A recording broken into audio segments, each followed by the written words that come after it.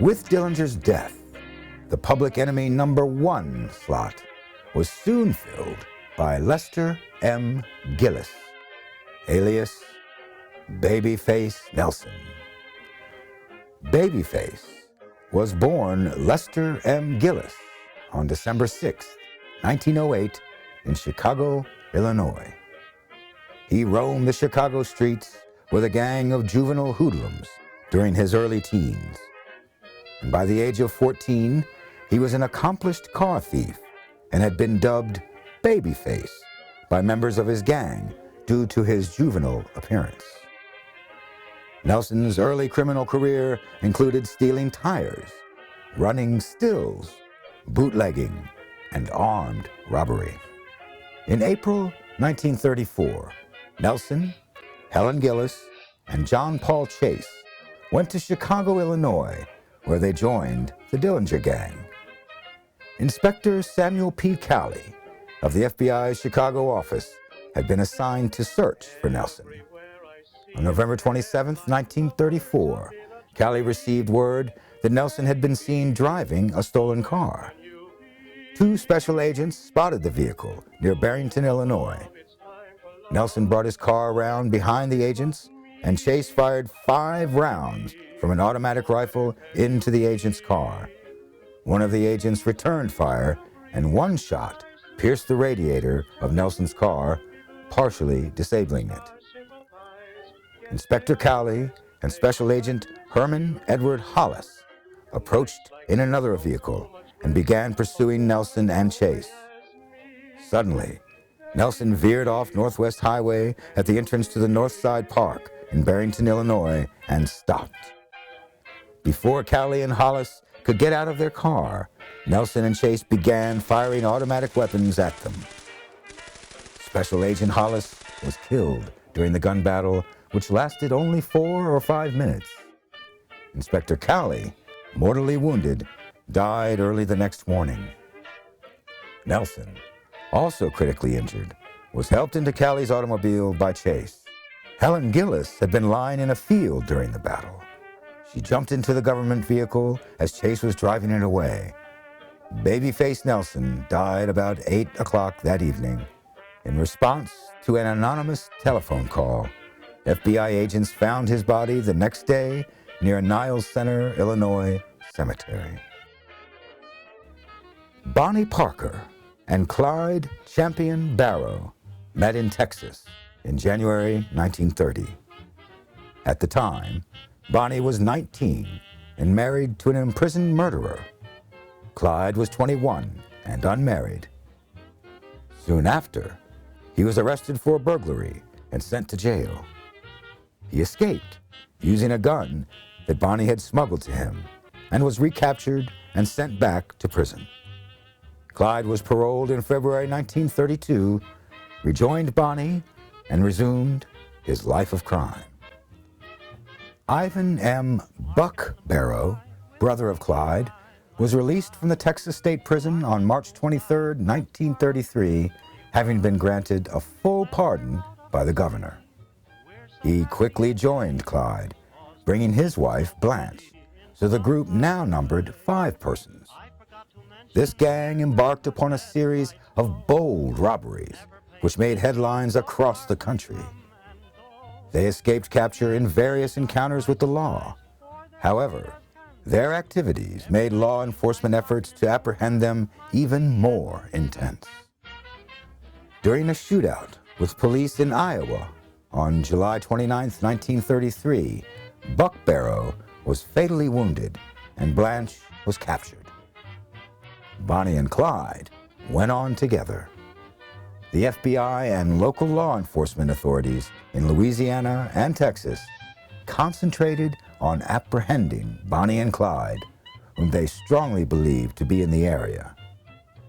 It was learned that Bonnie and Clyde had staged a party at Black Lake, Louisiana, on the night of May 21st, 1934, and were due to return to the area 2 days later.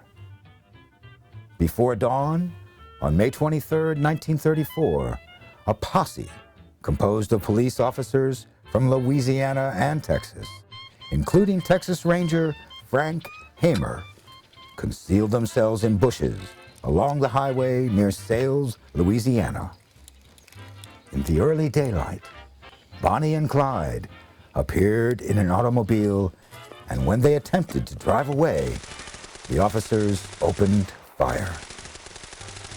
Bonnie and Clyde were killed instantly.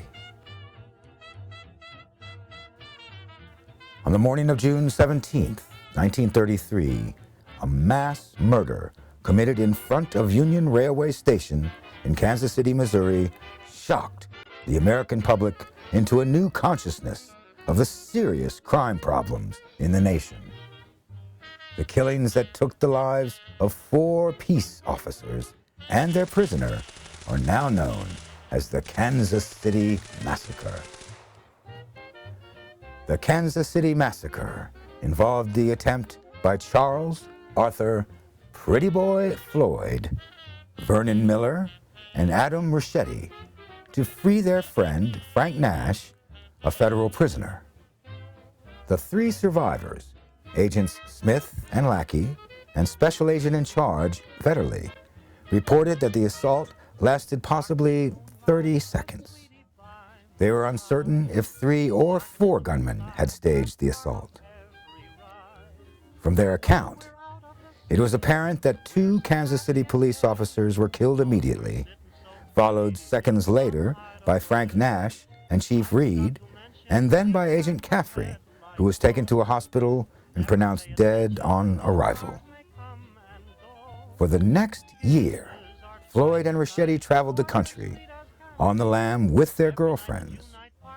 On the wet, foggy evening of October 20th, 1934, not long after the foursome had crossed into Ohio, Floyd ran their car into a telephone pole. Floyd and Ricchetti camped out nearby as the women went to have the car repaired.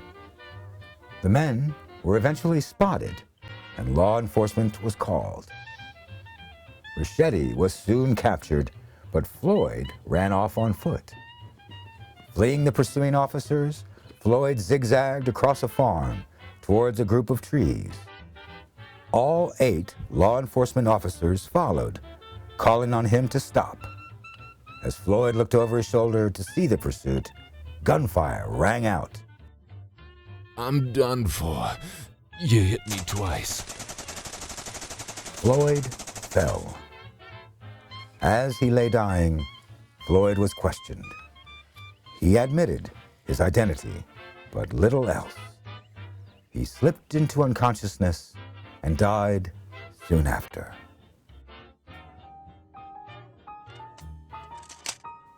For the Bureau of Investigation, just 6 months away from being renamed the FBI, the firefight was a continuation of a busy year of battling gangsters.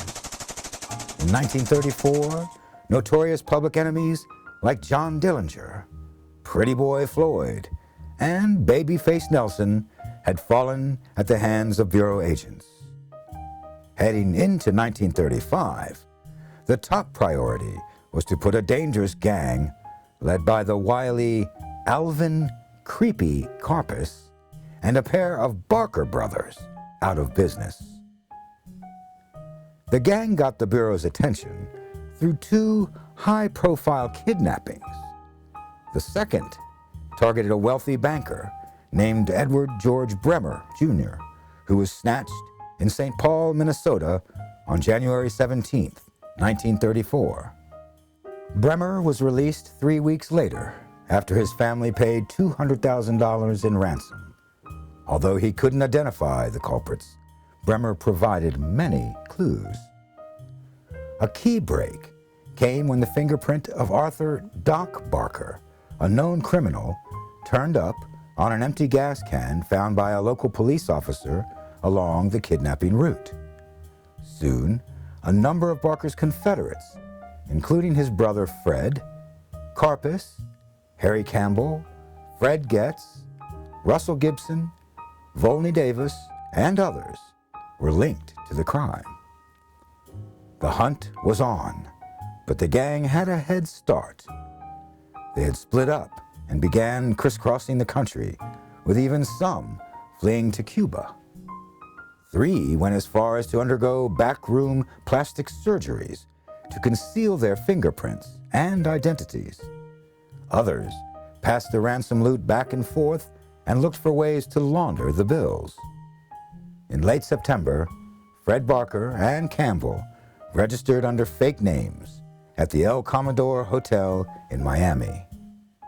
Joining them was Fred's mother, Kate "Ma" Barker, who was known to help her criminal sons, but was not the criminal mastermind that the media made her out to be.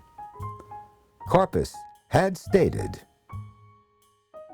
"The most ridiculous story in the annals of crime is that Ma Barker was the mastermind behind the Carpus Barker gang. She wasn't a leader of criminals or even a criminal herself. There's not one police photograph of her or set of fingerprints taken while she was alive. She knew we were criminals, but her participation in our careers was limited to one function. When we traveled together, we moved as a mother and her sons. What could look more innocent?" Thanks for watching. If you'd like to help us produce more compelling historical content like this, please like, comment below, and share this video with fellow history buffs. And of course, be sure to subscribe to help keep history happening.